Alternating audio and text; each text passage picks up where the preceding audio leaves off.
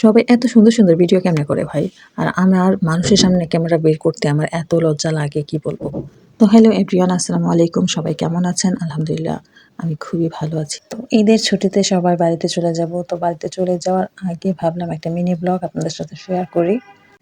এর পরবর্তীতে আপনারা সবসময় আমার বাড়ির ভিডিওগুলাই দেখবেন।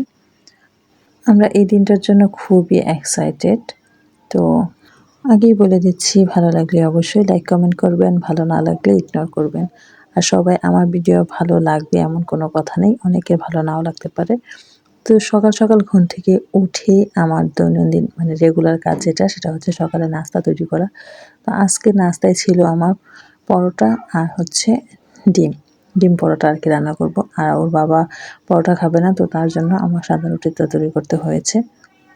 আমি পরোটাগুলো খুব সুন্দর করে একদম লাল লাল করে মুচমুচে করে ভেজে নিচ্ছি। আর পরোটা কিন্তু গরম গরম খেতে হয়, না হলে পরোটা আসল স্বাদ পাওয়া যায় না।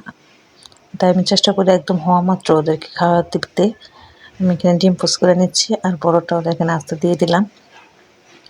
তারপর শুনলাম যে একজন মেহমান আসবে, তো তার জন্য তাড়াহুড়া করে মানে দুপুরের খাবারে মুরগির মাংস, মাছ, শাক, গরুর মাংসটা আমি সাধারণত লবণ দিয়ে আর লেবু দিয়ে 10 মিনিট ভিজিয়ে রাখি। তারপর দেখা গেছে যে এটার যত ময়লা ছিল, ময়লাগুলো একদম পরিষ্কার হয়ে যায়। কোনো রক্ত পানি এগুলো আর কি থাকে না। তারপর এটা রান্না করলে অন্যরকম একটা টেস্টও হয়।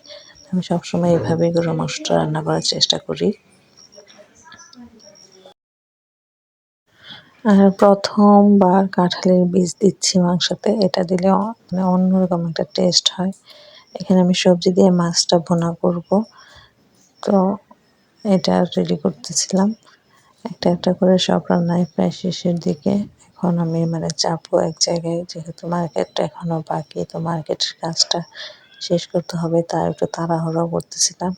তো মেহমান বিদায় করার পরে তাড়াতাড়ি করে চলে গেলাম মার্কেটে। তো সেখানে গিয়ে ছেলের বাবা নিজেরও কিছু টুকটাক কেনাকাটা ছিল, সেগুলো শেষ করলাম।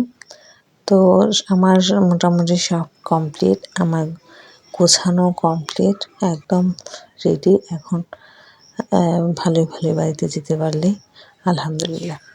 তো সবাই আমাদের জন্য দোয়া করবেন। আমার ব্লগটা কেমন লাগলো অবশ্যই কমেন্টে জানাবেন। আর ভালো লাগলে অবশ্যই লাইক কমেন্ট করবেন।